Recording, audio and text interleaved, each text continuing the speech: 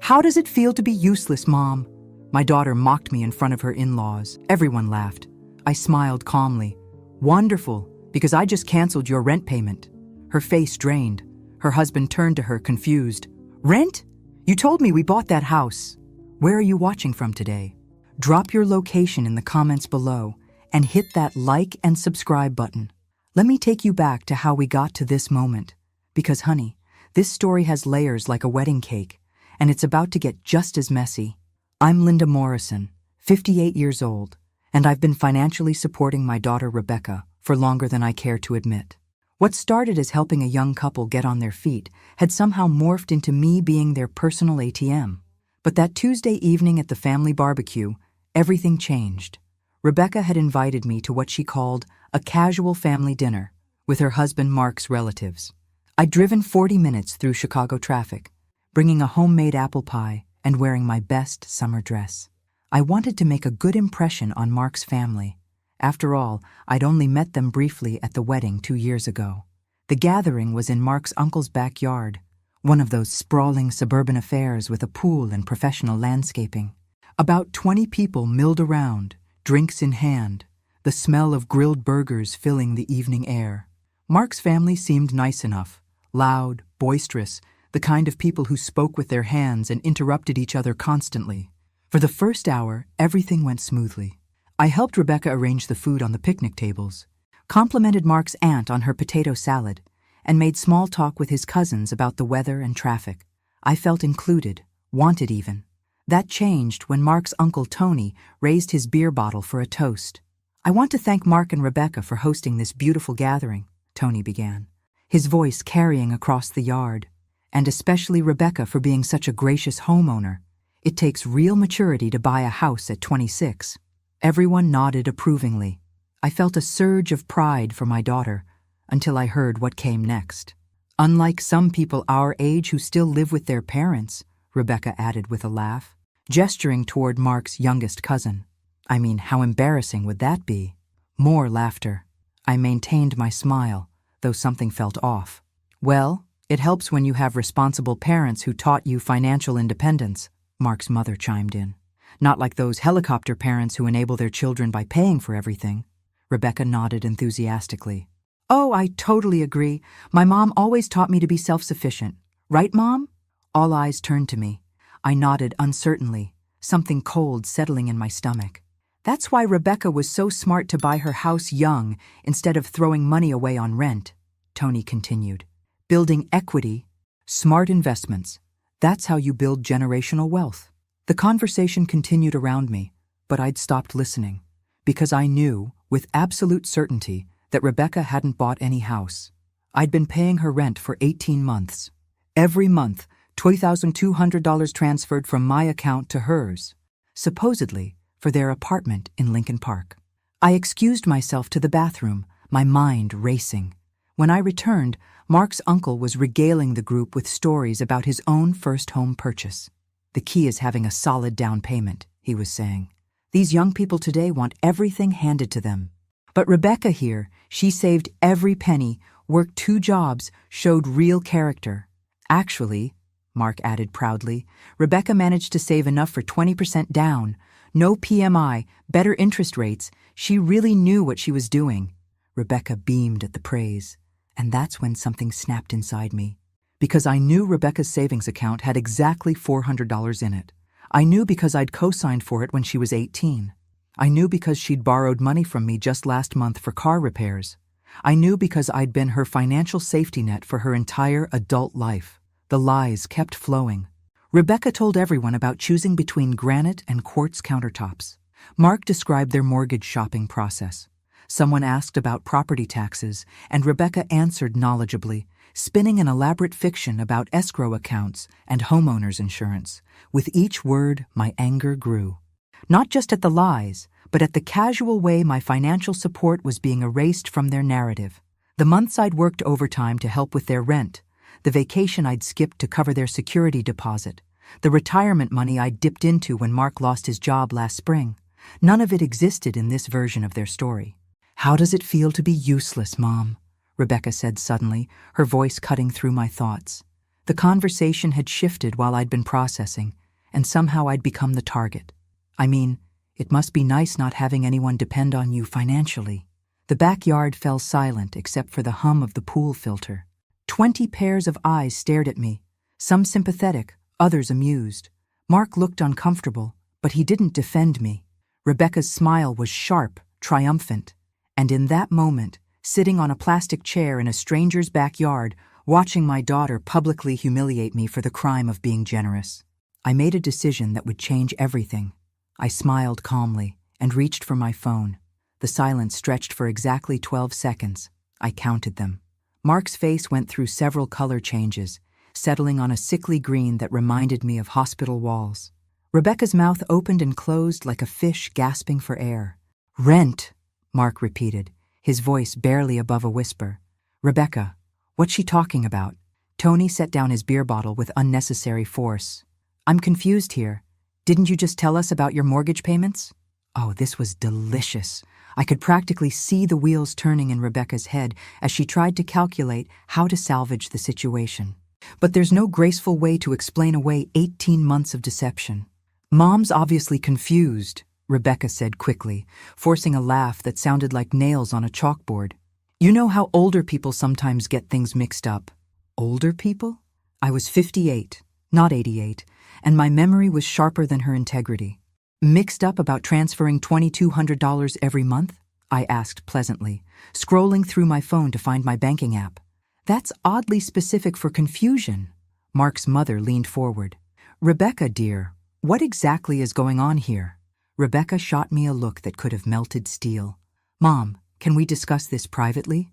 "Oh, I think we've moved past private discussions," I said, standing up and brushing imaginary crumbs off my dress. "Especially since you just spent the last hour telling everyone how financially independent you are." The crowd around us had grown completely silent. Someone's burger was burning on the grill, but nobody moved to flip it. This was better entertainment than anything Netflix had to offer. "Show them the lease, Rebecca," I suggested helpfully. "Or the mortgage documents. I'm sure Mark's family would love to see the paperwork for this house you supposedly bought." Mark turned to his wife with an expression I recognized from my own marriage, the look of a man realizing he'd been living with a stranger. "Rebecca," he said carefully, "please tell me you didn't lie about buying our place." "It's complicated," she began, but Tony cut her off. "How complicated can it be? Either you own a house or you rent an apartment. Either your mother pays your bills or she doesn't." I had to admit, I was starting to like Tony. Rebecca's carefully constructed facade was crumbling faster than cookies in milk. Her voice rose an octave as desperation crept in. "Fine. Yes, Mom helps with rent sometimes, but it's temporary and we're working on becoming independent." "Sometimes?" I laughed, and it wasn't entirely pleasant. 18 months is sometimes? Mark's face had progressed from green to gray. "You told me your grandmother left you money. You said that's how we could afford the Lincoln Park apartment." "She did leave me money," Rebecca protested weakly. $50 and a china set, I clarified, "which you sold on eBay for rent money in month 3. The dominoes were falling beautifully. Mark's uncle crossed his arms, his expression stern. "So let me get this straight. You've been lying to my nephew about your financial situation, letting him believe you owned property, while secretly taking money from your mother to pay rent?" "It's not like that," Rebecca said, but her voice lacked conviction. "What is it like then?" Mark's mother asked, her tone icy. I decided this was the perfect moment to twist the knife. "Oh, it gets better. Should I tell them about the credit cards I've paid off? The car loan I co-signed? The wedding I funded because you claimed your budget was tight?" Rebecca's face flushed red. "Mom, stop. Why should I stop? You certainly didn't stop when you were entertaining these lovely people with stories about your financial wisdom." I turned to address the group. "Did she mention that I paid for their honeymoon too?"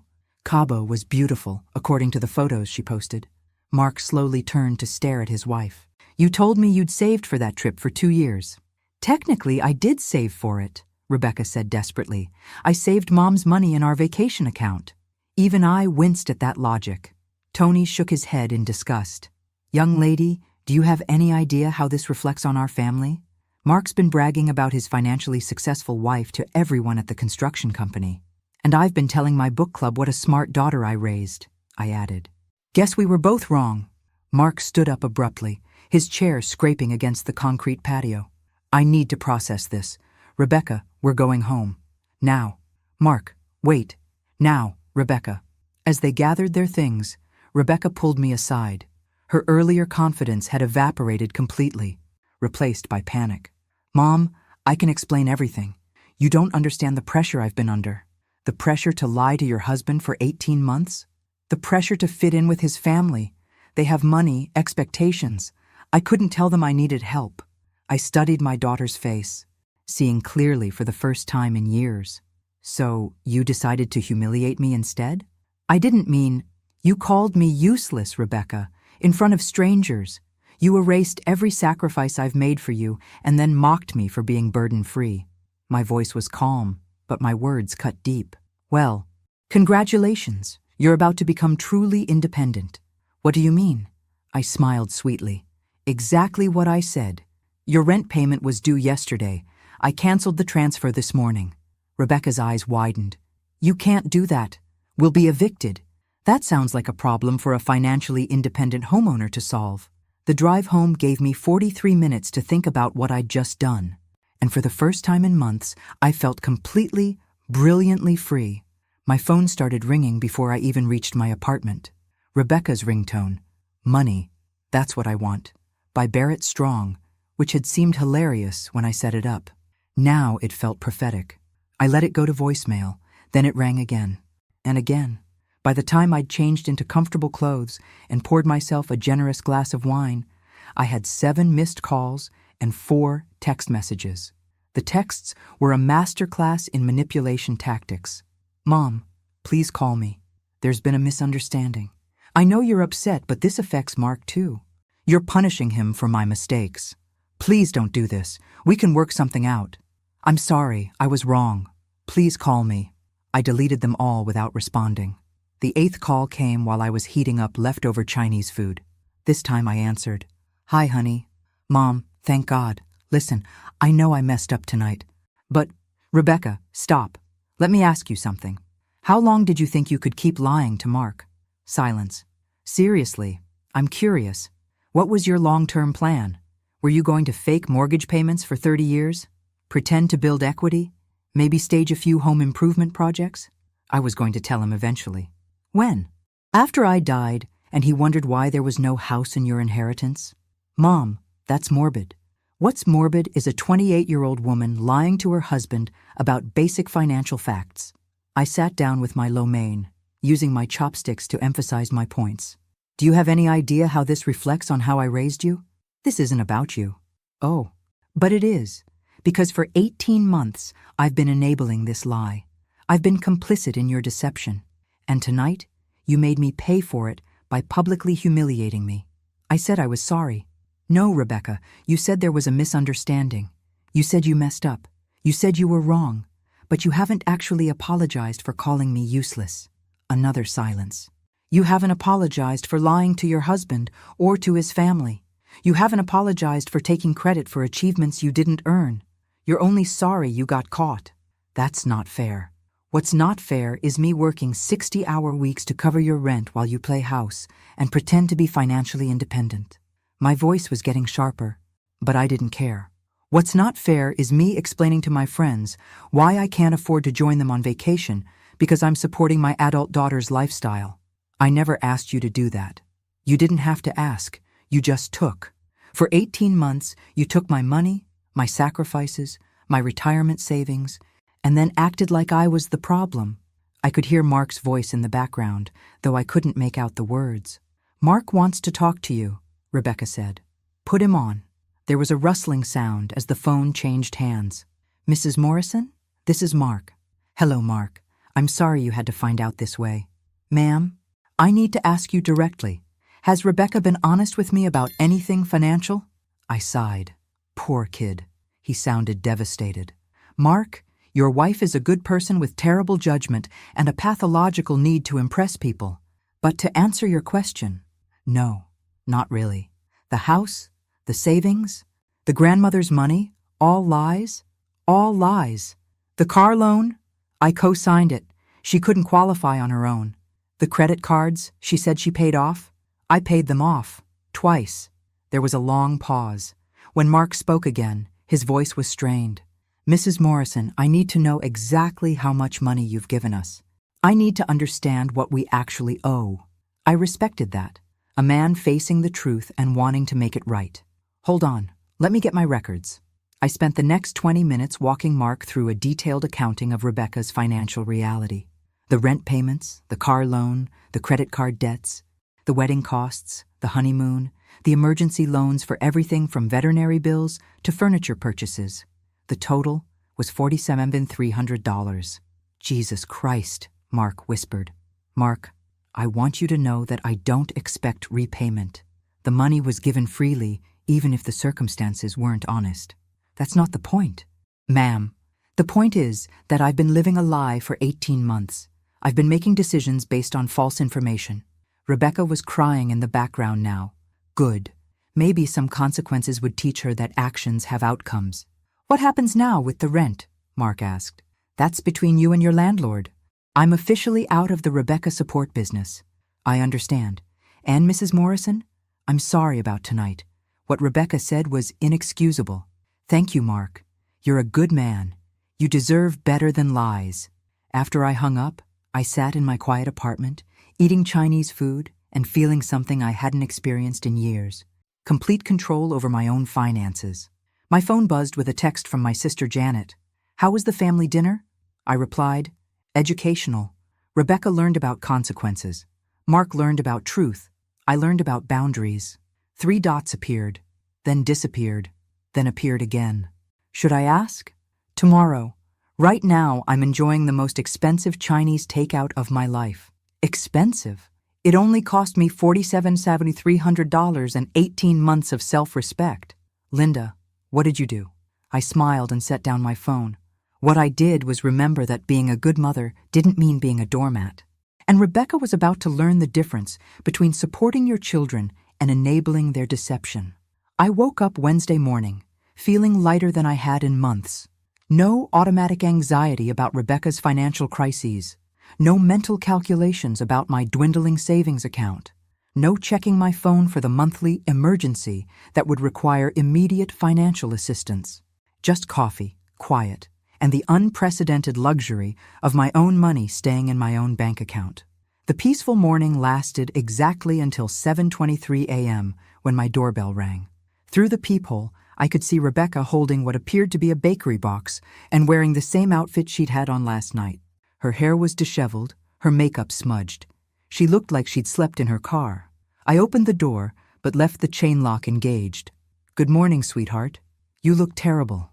Mom, please. I brought your favorite Danish from that place on Clark Street. The place that charges $12 for pastry? How'd you afford that? Her face crumpled. Can I please come in? We need to talk. Against my better judgment, I unlocked the chain. Rebecca stumbled into my living room and collapsed onto my couch like she'd run a marathon.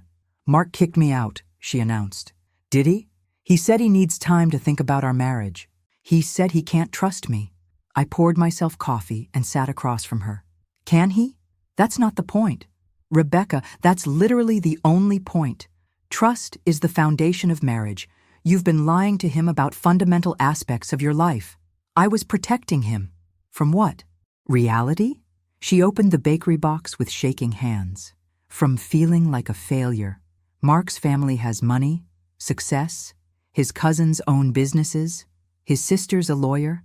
I didn't want him to be embarrassed by having a wife who couldn't afford her own rent. So instead, you let him be embarrassed by having a wife who lies. I was going to tell him. When? Rebecca, after you ran out of family members to manipulate? She bit into a Danish, her eyes filling with tears. I know I messed up, but Mom, you can't just cut me off. Where am I supposed to live? I assume the same place you've been living for 18 months. Did Mark throw you out of the apartment too? No, but I can't afford the rent without your help. Then I suggest you find a place you can afford. There is nowhere I can afford. Do you know what rent costs in Chicago? I set down my coffee cup carefully. Rebecca, you're 28 years old. You have a college degree and 2 years of work experience. If you can't afford to live independently, that's a problem you need to solve. How? I barely make enough to cover groceries and car insurance. Get a better job, get a second job, get a roommate, downsize to a cheaper neighborhood, do what every other young person does when they're starting out. But I'm your daughter. Yes, and I love you. But love doesn't mean I'm obligated to fund your lifestyle indefinitely. Rebecca stood up abruptly, her composure finally cracking completely. Fine. You want to throw away your only child over money? Go ahead. But don't expect me to come crawling back when you're old and lonely and need someone to take care of you. I actually laughed. Honey, I've been lonely for 18 months. Every time I wanted to make plans, I had to check if you needed money first. Every time I wanted to buy something for myself, I had to make sure your rent was covered. You want to know what lonely feels like? It's working overtime to pay someone else's bills while they lie about their accomplishments. I never asked you to work overtime. You didn't have to ask. You just created crisis after crisis that required immediate financial solutions. The broken transmission, the emergency dental work, the surprise tax bill, the wedding vendor who needed payment up front. 18 months of manufactured urgency. Rebecca's face went pale. Those weren't manufactured. Those were real problems. Were they? Because I'm starting to wonder how many of those emergencies were actual emergencies and how many were convenient timing. You think I lied about needing dental work? I think you've been lying about so many things that I don't know what to believe anymore. The silence stretched between us. Rebecca stared at me like she was seeing a stranger, which was fair because I felt like one too. So that's it? She finally asked. You're just done being my mother? I'm done being your ATM. There's a difference. Not to me. And there it was. The truth that had been lurking beneath 18 months of financial manipulation. To Rebecca, my value as a mother was directly tied to my willingness to write checks. Then I guess we understand each other perfectly, I said quietly. Rebecca gathered her purse and headed for the door. Mark was right about you. He said you were cold. When did Mark say that? She paused, her hand on the doorknob. Last night, after you left. He said anyone who would humiliate their own daughter in public must have ice water in their veins. I felt a flash of hurt, then anger. Interesting, because when I spoke to Mark later, he apologized for your behavior and thanked me for being honest about our financial arrangement. Rebecca's shoulders sagged. That was before he had time to think about it, or before you had time to spin the story and make yourself the victim. She turned to face me one last time. I'm your daughter, Mom, your only child. When I needed help, you should have helped me unconditionally. I did help you, Rebecca. For 18 months, I helped you live above your means, lie to your husband, and avoid the consequences of your choices. That wasn't unconditional love. That was unconditional enabling. What's the difference? Love helps you become better. Enabling helps you stay the same. After she left, I sat in my quiet apartment and realized something profound. For the first time in months, I wasn't worried about Rebecca's problems. Instead, I was excited about my possibilities. The next few days passed in blissful silence. No frantic phone calls about overdue bills. No emergency requests for grocery money. No detailed explanations about why her car insurance had suddenly doubled or why her credit card company was being unreasonable about payment due dates. I spent Thursday evening going through my finances, my actual finances, not the complicated web of Rebecca-related obligations I'd been managing. The numbers were both better and worse than I'd expected. Better because without Rebecca's monthly drain, I had more disposable income than I'd seen in 2 years. Worse because I realized how much of my retirement savings I'd depleted keeping her afloat. $47,300 might not sound like much to some people, but when you're 58 and staring at Social Security calculations, it represents months of financial security, years of small comforts, the difference between aging gracefully and aging worried.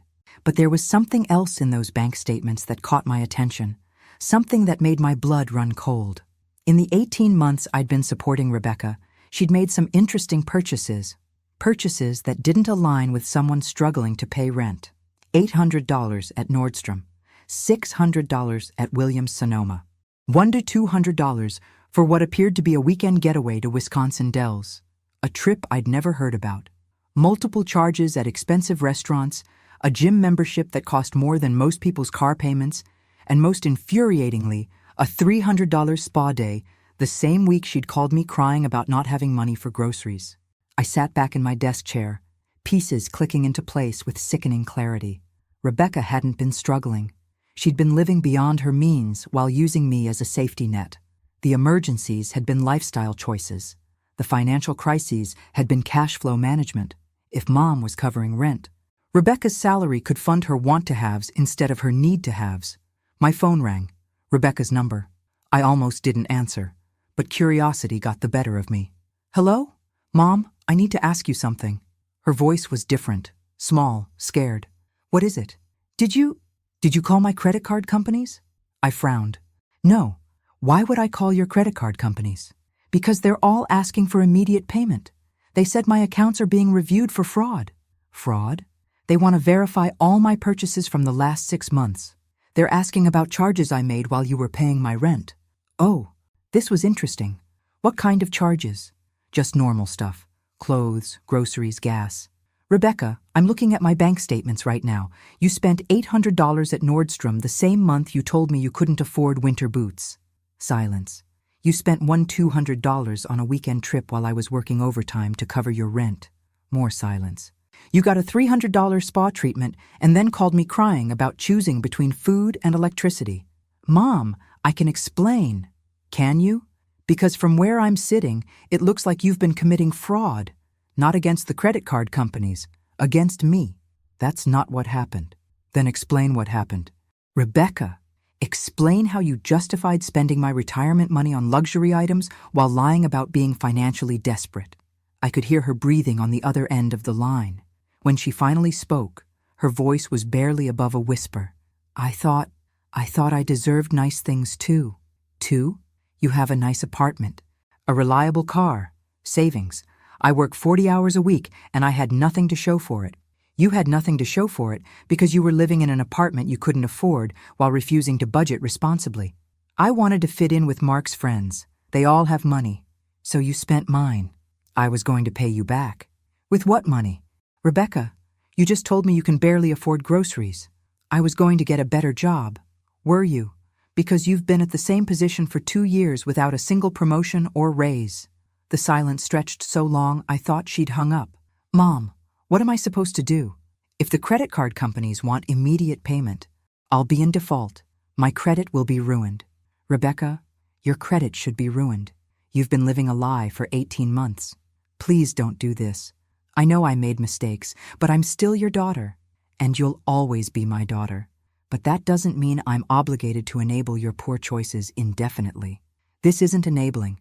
This is helping family."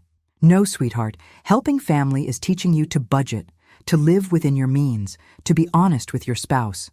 What I've been doing is enabling you to avoid the natural consequences of your decisions. So you're just going to let me fail?" I looked out my window at the Chicago skyline, thinking about all the young people in this city who managed to pay their own bills without parental support. "Rebecca, you can't fail at something you've never actually tried. You've never tried to live independently. You've never tried to budget on your actual income. You've never tried to have an honest conversation with Mark about money. But what if I can't do it? Then you'll figure it out. Or you'll face the consequences. Either way, you'll finally be living in reality instead of a fantasy funded by someone else's sacrifice." Mom, I love you, Rebecca, but love means wanting what's best for you in the long run, not what's easiest for you right now. And what's best for you is learning to stand on your own 2 feet. After I hung up, I made myself a cup of tea and sat down to plan my weekend. For the first time in 18 months, I could make plans without checking if Rebecca needed emergency financial assistance. I was going to enjoy every minute of it. Saturday morning brought an unexpected visitor, Mark, standing on my doorstep with coffee and what appeared to be a folder full of documents. "Mrs. Morrison, do you have a few minutes? I'd like to show you something." I let him in, noting that he looked like he hadn't slept in days. Dark circles under his eyes, clothes wrinkled, hair disheveled. He sat heavily on my couch and opened the folder. "I've been going through our finances," he said without preamble. "Everything. Bank statements, credit card bills, receipts, everything I could find." That must have been enlightening. That's one word for it. He pulled out a spreadsheet, clearly homemade, with neat columns and careful calculations. I wanted to understand exactly how much Rebecca has been lying about, and I wanted to see if there were things I should have noticed. I poured him coffee and waited. The apartment we live in? It's $2,200 a month. Rebecca told me it was $1,200. She said the extra $800 was going into a savings account for a house down payment. There is no savings account. I know that now. She also told me her student loan payment was $200 a month. I found out yesterday it's actually $350. The difference was supposed to be going toward paying it off early. I winced. Student loans were particularly cruel lies because they affected credit scores and long-term financial planning. There's more, Mark continued. The car payment she said was $180. It's $320. Her car insurance isn't $150. It's $280. Her gym membership isn't $50. It's $120. Even her phone bill, she told me $60, but it's actually $95. I watched him work through his calculations, seeing the exact moment he realized the scope of the deception. Every single monthly expense she told me about was a lie. And not small lies. We're talking about $800 a month in hidden costs. Mark, did you ever see any of these bills directly? That's the thing. Rebecca always handled the finances. She said she was good with money, that she enjoyed managing our budget. I trusted her. He laughed bitterly. I actually bragged about having a financially responsible wife. You couldn't have known. But I should have asked questions. I should have wanted to see our bank statements, our credit reports, our actual budget. I trusted her completely. Mark set down his coffee and looked at me directly. Mrs. Morrison, I need to ask you something, and I need you to be completely honest. Of course. Do you think Rebecca is capable of changing, or is this who she is? The question hung in the air between us. I thought about Rebecca as a child, as a teenager, as a young adult, the pattern of small lies that had grown into bigger ones, the way she'd always found creative solutions to avoid accountability. Mark, I want to believe people can change, but change requires acknowledging you have a problem and committing to different choices. Has Rebecca done either of those things? No. She keeps saying she's sorry I found out, but she won't admit that what she did was fundamentally wrong. She thinks the problem is that I'm overreacting. What does she say about your marriage? She wants to go to counseling, but when I asked her what she'd tell a counselor about our situation, she said she'd explain how financial stress made her make poor decisions. Mark shook his head. She still doesn't understand that the problem isn't financial stress. The problem is systematic dishonesty. So what are you going to do? Mark was quiet for a long moment. I think I'm going to ask for a divorce. The words landed like stones in still water. I'm sorry to hear that. Are you? Because part of me wonders if you saw this coming. If that's why you finally cut off the financial support. I considered his question carefully.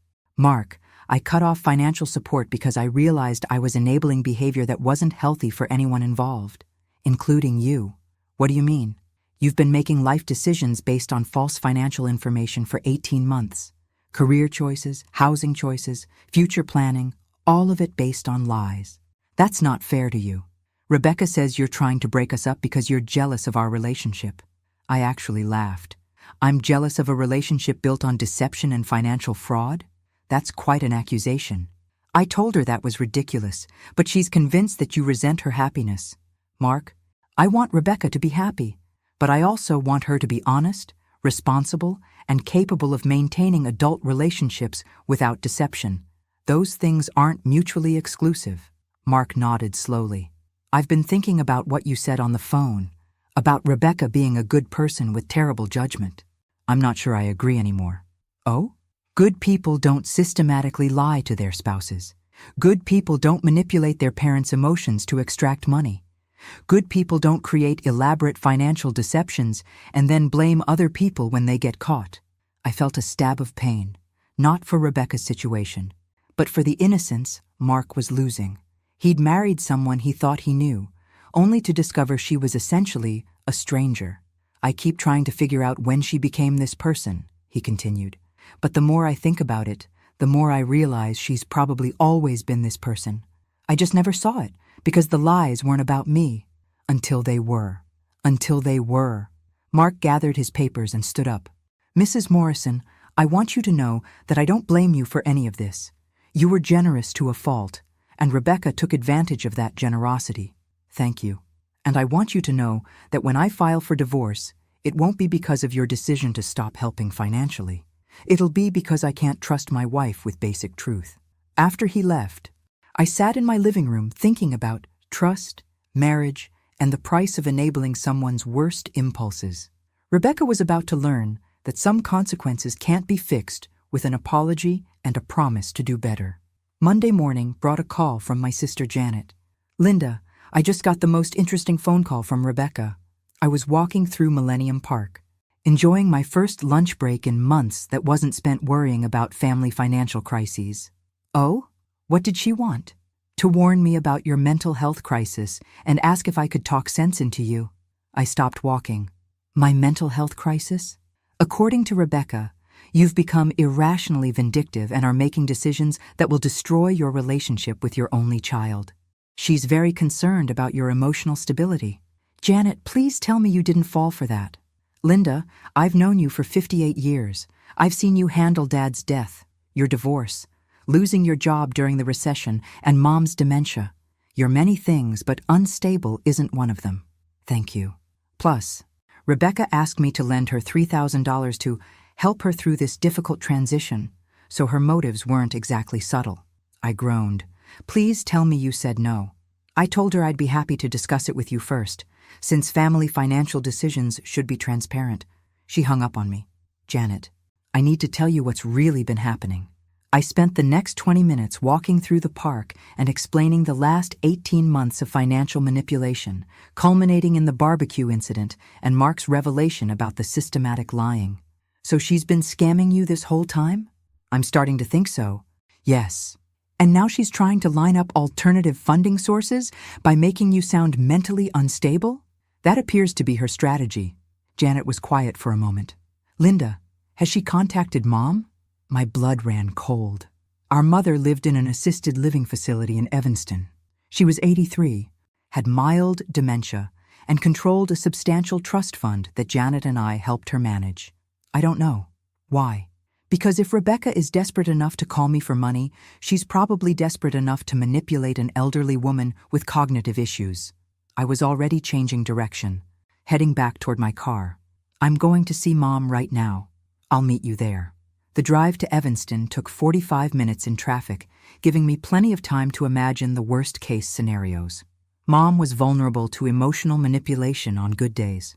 If Rebecca had shown up crying about financial emergencies, Mom would have written a check without question. I found Janet in the parking lot of Sunrise Senior Living, her expression grim. Have you been up to see her yet? No, I wanted to wait for you. But Linda, I called the front desk. Rebecca visited Mom yesterday afternoon. We rode the elevator to the 3rd floor in silence. Mom's apartment was cheerful and bright, decorated with family photos and artwork from her great-grandchildren. She was sitting in her favorite chair, watching The Price is Right and working on a crossword puzzle. Linda, Janet, what a lovely surprise. Mom's face lit up with genuine pleasure. Rebecca was just here yesterday. Such a sweet girl. Janet and I exchanged glances. What did you and Rebecca talk about, Mom? I asked, settling into the chair across from her. Oh, she was telling me about her marriage troubles. Poor thing, she's having such a difficult time with that husband of hers. What kind of difficulties? Well, he's very controlling with money.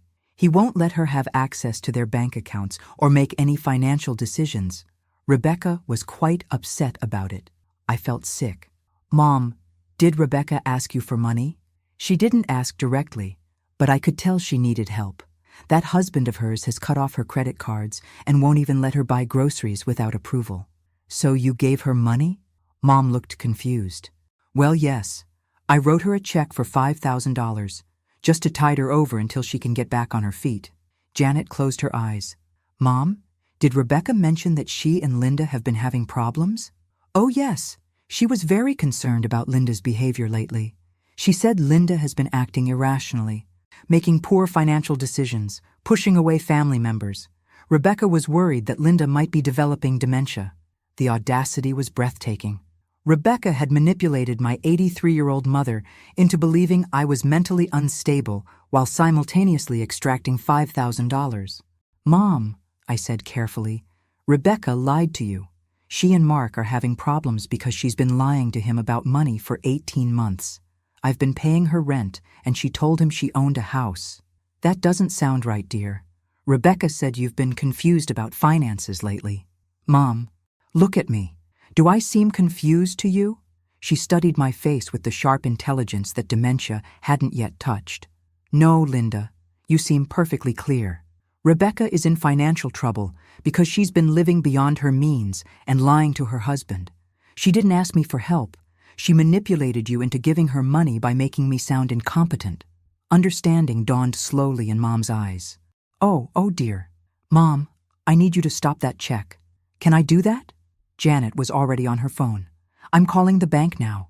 While Janet worked on freezing the check, I sat with Mom and explained the real situation. Her reaction was swift and decisive. That manipulative little, I raised you girls better than this. Linda, how did Rebecca learn to lie so convincingly? I honestly don't know, Mom. Well, she won't get another penny from me. And Janet, make sure the bank staff knows that I don't want to see Rebecca again without one of you present. Already handled, Janet said, ending her call. The check has been frozen. $5,000 stays put. As we prepared to leave, Mom grabbed my hand. Linda, sweetheart, I want you to know that even with my memory issues, I can tell the difference between someone having financial problems and someone being mentally unstable. Rebecca may have fooled me about her situation, but she didn't fool me about yours. Thank you, Mom. But Linda, I think you need to accept that your daughter has some serious problems. This isn't just poor judgment.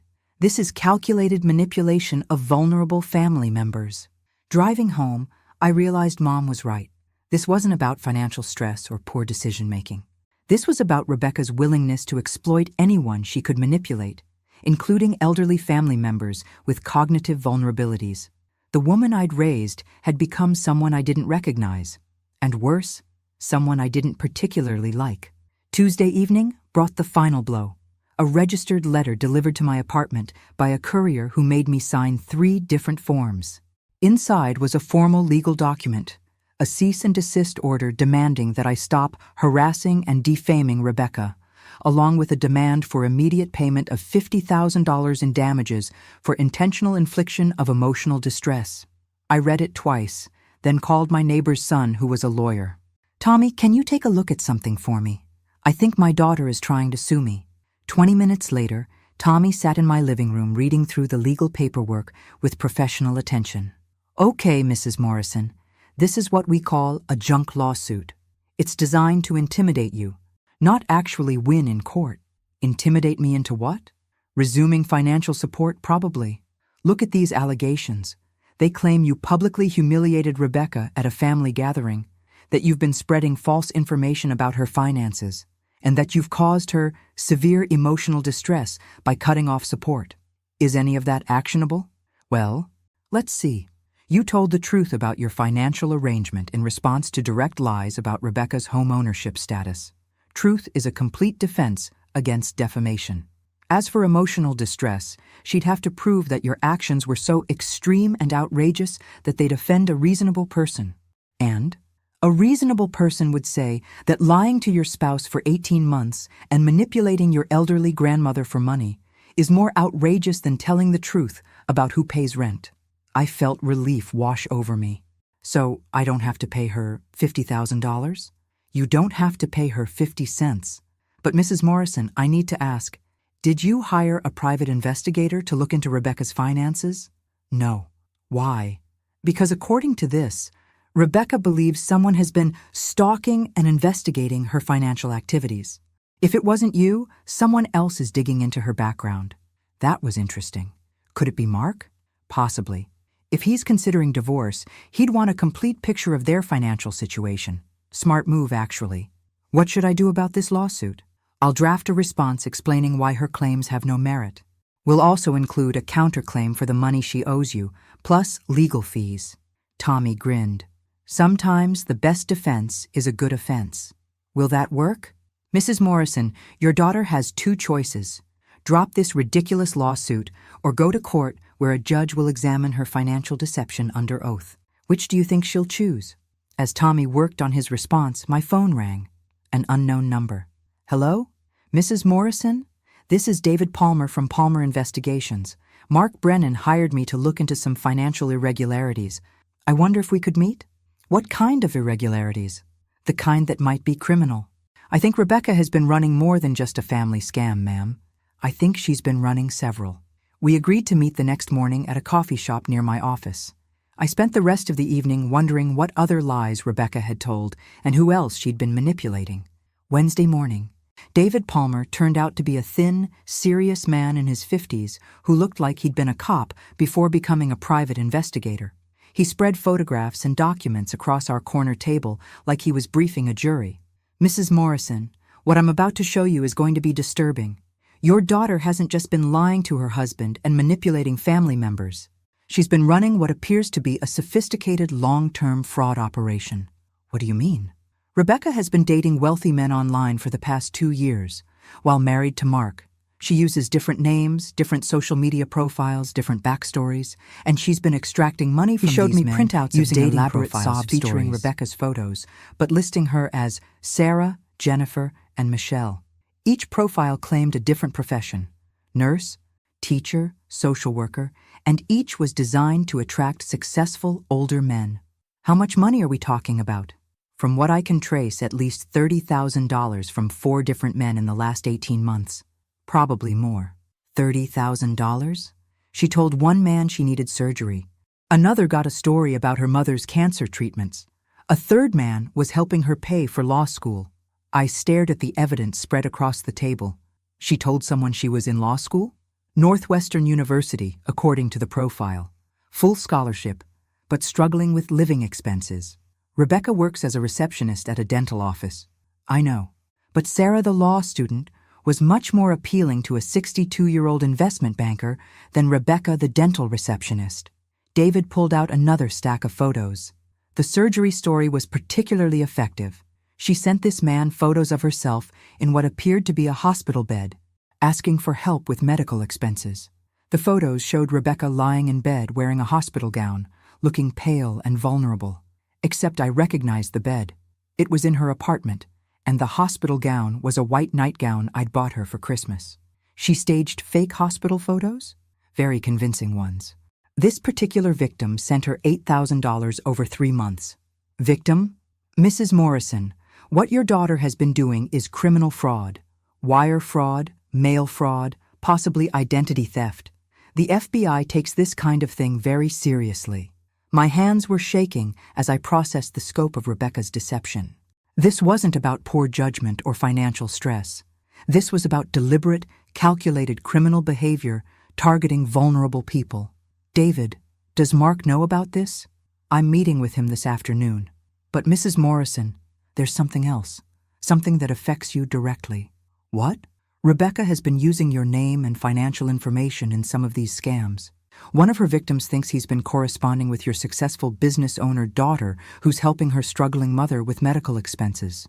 She what? She told a man in Phoenix that her mother, that's you, had been diagnosed with early-stage dementia and needed expensive private care. She sent him copies of what appeared to be medical bills and care facility invoices. Those are fake? Completely fabricated. But Mrs. Morrison, she used your real name, your real address, and details about your actual financial situation. If this goes to federal court, you'll be called as a witness. I sat back in my chair, overwhelmed. So Rebecca has been committing federal crimes while dragging my name into it? That's exactly what she's been doing. And Mrs. Morrison, given the scope and sophistication of these operations, I don't think this started 18 months ago. I think she's been running scams for years. Years? I'm still investigating. But the patterns suggest this has been going on since college, possibly longer. As David packed up his evidence, I realized something that should have been obvious months ago. I didn't know my daughter at all. The woman I'd raised, worried about, and financially supported was essentially a stranger who'd been using my love as cover for criminal enterprises. Thursday morning brought federal agents to my door. Special Agent Maria Santos and Agent James Chen from the FBI's Financial Crimes Unit sat in my living room, their badges displayed on my coffee table next to a stack of legal documents that would change everything. Mrs. Morrison, we need to discuss your daughter's activities, Agent Santos began. We've been investigating Rebecca for several months as part of a larger probe into online romance fraud. David Palmer told me about the fake dating profiles. Mr. Palmer's investigation has been very helpful. But Mrs. Morrison, what he found represents only a portion of Rebecca's criminal activity. We've identified at least 12 separate victims across 6 states with total losses exceeding $200,000. The number hit me like a physical blow. $200,000? The schemes are sophisticated. Rebecca creates detailed false identities, develops long-term relationships with victims, and extracts money using elaborate storylines that can continue for months or even years. Agent Chen opened a thick folder. We'd like to show you some communications between Rebecca and her victims. Some of them reference you directly. The first email was dated 8 months ago. Dear William, I'm writing with a heavy heart. My mother's dementia has progressed faster than expected, and the assisted living facility is demanding immediate payment for specialized care. I hate to ask, but I'm desperate. The amount is $3,500, and without it, they'll move her to a state facility where she won't receive proper treatment. I promise to pay you back as soon as my law school loan comes through. Love, Sarah. Law school loan? Rebecca told this victim she was a third-year student at Northwestern, graduating with honors but struggling financially because her father died and left the family in debt. Agent Santos showed me another email. William, thank you so much for helping with Mom's care. The doctors say she's responding well to the new treatment, but there's been a complication. She fell yesterday and needs emergency surgery for a broken hip. Insurance won't cover all the costs, and I'm already stretched thin from the previous expenses. I know I've asked for help before, but I don't have anyone else to turn to. $4,200 would cover the surgical fees. I'm attaching the hospital estimate. Your kindness means everything to our family. There was no surgery, there was no fall, no hospital, no estimate. Rebecca created fake medical documents using your name and forged hospital letterhead. I felt sick. How many people did she tell this story to? 6 different men received variations of the mother with dementia storyline. Total amount stolen using your medical crisis, $47,000. Agent Chen pulled out printed screenshots. But Mrs. Morrison, Rebecca has also been actively damaging your reputation as part of these scams. Look at this. The email was heartbreaking in its manipulation. Dear Robert, I need to tell you something difficult about my family situation. My mother has become increasingly unstable and paranoid. She's been accusing me of stealing from her, demanding that I prove every purchase I make. Her dementia has made her suspicious and cruel. Yesterday she screamed at me in public, accusing me of lying about my education and my job. It was humiliating and painful. I'm starting to think I need to cut off contact with her for my own mental health, but that would mean losing my only family. I'm so confused and hurt. Could we meet for coffee this week? I really need someone to talk to who understands what it's like to deal with family mental illness. She's been telling people I'm mentally unstable. Rebecca has been using supposed conflict with you to generate sympathy and deeper emotional connections with her victims. Several men sent money specifically because they felt sorry for her having to deal with a difficult, unstable mother. The betrayal was complete. Rebecca hadn't just stolen money. She'd weaponized our relationship and my reputation to facilitate her crimes. Mrs. Morrison, Agent Santos said gently, we need you to understand that you're not in any legal jeopardy. You're a victim here, not a perpetrator. But we do need your cooperation. What kind of cooperation? Rebecca is about to be arrested on federal fraud charges. When that happens, she'll likely try to contact family members for money, legal assistance, or support. We need you to be aware that any financial assistance could be seen as aiding a federal fugitive. She's going to be a fugitive? She's going to be arrested, probably within the next 48 hours. If she makes bail, she'll be allowed to remain free pending trial. But if she violates any conditions of her release, including attempting to contact victims or engaging in further fraudulent activity, she'll be remanded to federal custody. Agent Chen leaned forward. Mrs. Morrison, we need to ask directly. Has Rebecca contacted you recently asking for money, legal assistance, or help with what she's calling false accusations? She sent me a cease and desist letter demanding $50,000 for emotional distress. The agents exchanged glances. When was this? Tuesday. My neighbor's son is a lawyer. He said it was frivolous. Ma'am, That cease and desist letter might constitute extortion, depending on the specific language. Can we see a copy? I retrieved the legal documents from my desk. Agent Santos read through them carefully, her expression growing more serious. Mrs. Morrison, Rebecca is demanding money from you on the same day we froze her bank accounts as part of our investigation. She's using legal intimidation to try to extract emergency funds from a victim of her fraud scheme. So she knows she's about to be arrested? She knows something is happening. Bank account freezes are usually the first sign that federal investigators are closing in. Agent Chen packed up his files. Mrs. Morrison, when Rebecca is arrested, the news coverage will likely mention that she used family members' identities in her fraud schemes. You may receive calls from reporters, other victims, or people claiming to be attorneys offering to help. Please be very careful about who you talk to. What should I do if Rebecca calls me? Don't agree to provide any financial assistance whatsoever.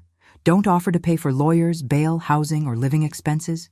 If she's convicted, providing financial support could be seen as helping her avoid the consequences of her crimes. After the agents left, I sat in my quiet apartment trying to process the magnitude of Rebecca's criminal behavior. She hadn't just lied to Mark or manipulated me. She'd built an entire life around systematic fraud, using my name and reputation as tools in elaborate schemes to steal hundreds of thousands of dollars from innocent people. And somehow, despite everything, I still felt like I'd failed her as a mother. Friday morning, Rebecca was arrested at Mark's apartment while trying to convince him to withdraw their savings to pay for a lawyer. The call came from Mark at 11:30 a.m. Mrs. Morrison, they took her in handcuffs. FBI agents, federal marshals, the whole thing. The neighbors were all watching. How are you holding up? Honestly, I'm relieved. All week I've been wondering if I was overreacting, if maybe I should try to work things out. Watching federal agents arrest your wife for fraud puts things in perspective. What happens now? She has a bail hearing Monday morning. The agent said she'll probably be released pending trial, but there will be conditions. No contact with victims, no internet access, probably house arrest with electronic monitoring. Mark, are you okay financially? Do you need anything? There was a long pause. Mrs. Morrison, can I ask you something? Why are you still trying to take care of people after everything that's happened? The question caught me off guard. I don't know. Habit, I suppose. Maybe it's time to break that habit. He was right. Of course. Even after learning about Rebecca's criminal behavior, my first instinct was still to offer support, to try to fix things, to cushion the consequences for everyone involved. Mark, what are you going to do? I'm filing for divorce next week. My lawyer says it'll protect me from any financial liability for Rebecca's crimes. And Mrs. Morrison, I want you to know that I'll testify at her trial if the prosecutors need me to. That must be a difficult decision. Not really. 18 months ago, I married someone I thought I knew. It turns out I was living with a stranger who'd been committing federal crimes while I slept next to her every night. She made me an unwitting accomplice to fraud. You didn't know. That's exactly the point. Marriage is supposed to be built on trust, on knowing your partner's character. I didn't know Rebecca's character at all. After Mark hung up, I sat in my kitchen drinking coffee and thinking about character, consequences, and the difference between helping someone and enabling them. My phone rang. Rebecca's number calling from jail. I let it go to voicemail. The message was 18 minutes of tears, apologies, explanations, and increasingly desperate pleas for bail money. She claimed the charges were exaggerated, that she'd only been trying to help people, that the FBI was making her sound like a criminal mastermind when she was just a confused young woman who'd made some poor choices. She ended the message with, "Mom, you're the only family I have left. If you don't help me, I'll go to prison. Please don't abandon me when I need you most." I deleted the voicemail without saving it. Saturday morning brought a call from my sister Janet. "Linda, I saw the news. Are you okay?" "I'm better than I expected to be. Rebecca's been calling Mom from jail. She wants money for a lawyer." I hope Mom said no. Mom hung up on her. "But Linda, we need to talk about something else. I've been thinking about Rebecca's behavior, and I'm wondering if there were signs we missed when she was younger." I'd been having the same thoughts. "What do you remember? Do you remember when she was 16 and convinced 3 different boys that she was in love with them?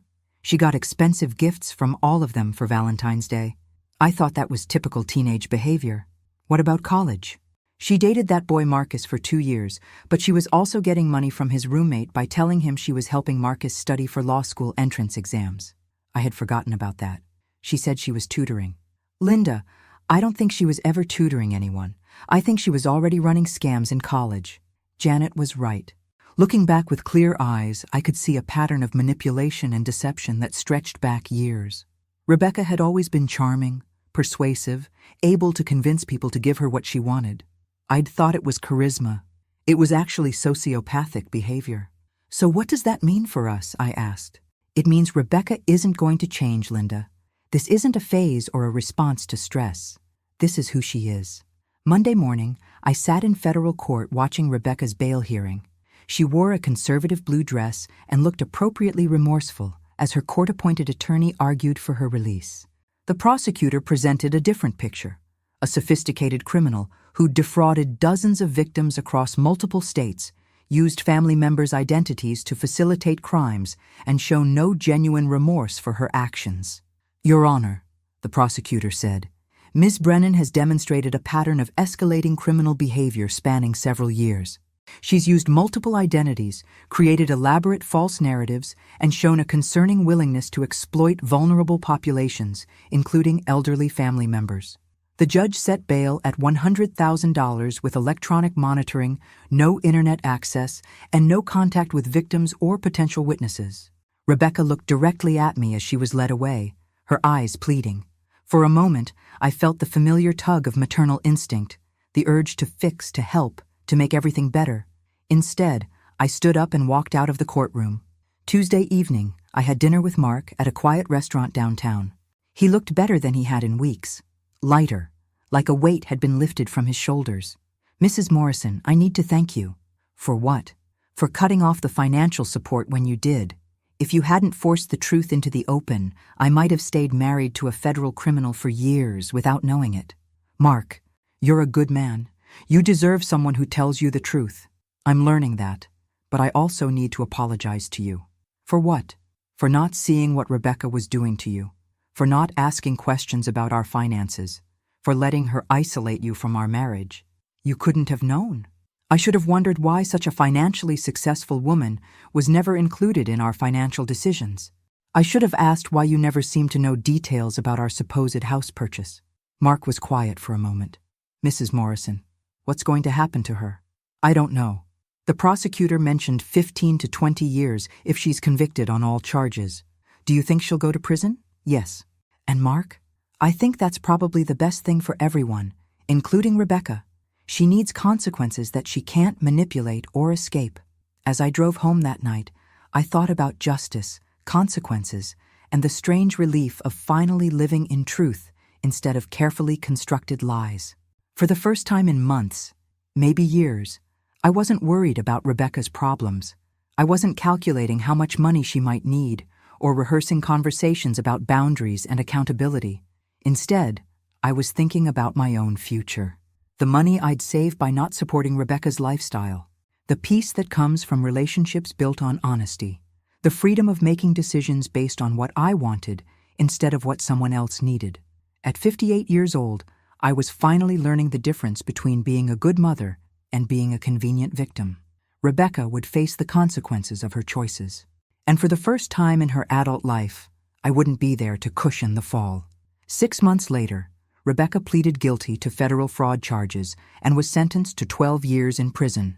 She wrote me letters asking for money for commissary, for legal appeals, for help with restitution payments. I didn't answer any of them. Instead, I took the money I'd been spending on Rebecca's chaos and bought myself a small house in Florida with an ocean view. I joined a book club, started taking art classes, and learned what it felt like to have relationships based on mutual respect instead of financial obligation. Sometimes people ask if I miss Rebecca, if I regret cutting off contact with my only child. The answer is complicated. I miss the daughter I thought I had, but that daughter never really existed. She was a carefully constructed illusion designed to extract maximum emotional and financial resources from people who loved her. I don't miss living in that illusion. I don't miss the constant crisis management, the financial stress, or the nagging feeling that something was always slightly wrong. Most of all, I don't miss being useful instead of being valued. Because here's what I learned. When someone's love for you is conditional on your willingness to solve their problems, it's not love at all.